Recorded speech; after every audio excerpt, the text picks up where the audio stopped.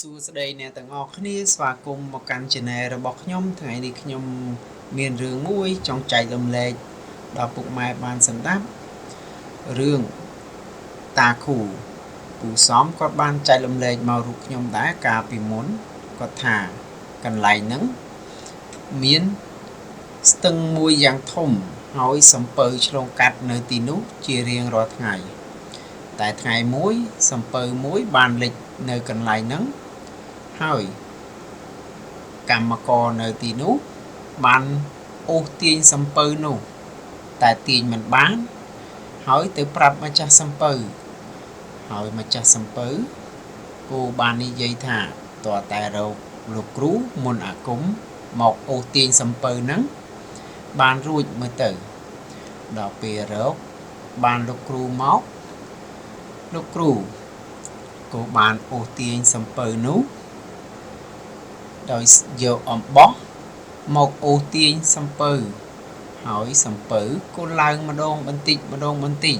ហើយអ្នកភូមិនៅទីនោះក៏បានដើរឆ្លងកាត់នៅកន្លែងសំពៅលិចហើយអ្នកភូមិបាននិយាយថាសំពៅធំយ៉ាងហ្នឹងយកអំបោះ3សរសៃមកអូសទាញមិននឹងរួចមិនព្រមយកច្រវាក់ធំមកអូសហើយអ្នកភូមិនិយាយរួចក៏ដើរទៅបាត់ដល់ពេលលោកគ្រូឮដូច្នោះក៏បានយកច្រវាក់មកអូសទាញសំពៅនោះហើយក៏ដាច់ច្រវាក់លិចសំពៅនោះបាត់ទៅដល់ពេលក្រោយមកទីទួលកន្លែងហ្នឹងស្រាប់តែផុសទួលមួយយ៉ាងធំហើយអ្នកស្រុកអ្នកភូមិនៅទីនោះក៏បានមកសែនព្រេងនៅទីនោះជារៀងរាល់ឆ្នាំហើយក្រោយមកកន្លែងនោះคล้ายជាកន្លែងស័ក្តិសិទ្ធិដល់អ្នកភូមិមកសុំអ្វីបានជានិច្ចហើយលោកតាសំបានប្រាប់ខ្ញុំថាសំពៅនោះជាសំពៅដឹកចានឆ្នាំងដល់ពេលអ្នកភូមិក្រោយមកក៏ទៅសុំដល់ពេលក្រោយមកអ្នកភូមិបានទៅសុំតាទួលយកចានឆ្នាំងមកប្រើប្រាស់ពិធីបុណ្យពិធីទានរួចយកទៅសងតាទួលវិញដល់ពេលក្រោយមកអ្នកភូមិតែងតែមានចិត្តលោភលន់ខ្ចីហើយមិនដែលយកទៅសងតាទួលវិញហើយក៏តាទួល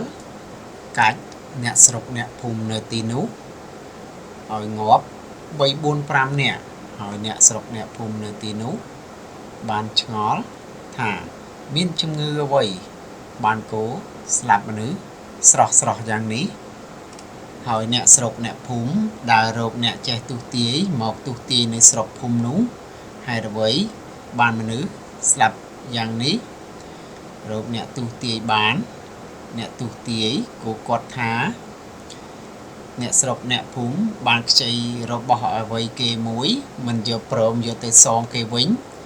ហើយគេខឹងបានគេសម្លាប់អ្នកស្រុកអ្នកភូមិយ៉ាងដូចនេះហើយអ្នកស្រុកអ្នកភូមិបាននឹកឃើញខ្ចីចានឆ្នាំងពីតាទួលយកមកប្រើប្រាស់ហើយមិនព្រមយកទៅសងតាទួលវិញហើយលោកគ្រូបាននិយាយថាតើតែសែនព្រេងយកចានឆ្នាំងទៅជូនតាទួលវិញបានអ្នកភូមិរស់សុខសាន្តអ្នកភូមិឮដូច្នោះក៏សែនព្រេងយកចានឆ្នាំងជូនតាទួលវិញរួចហើយអ្នកភូមិគោរពតាទួលមកដល់សប្តាហ៍ថ្ងៃនេះសូមអរគុណអ្នកស្ដាប់រឿងខ្ញុំបើមានខុសឆ្គងអីសូមអធិស្ឋានសូមអរគុណ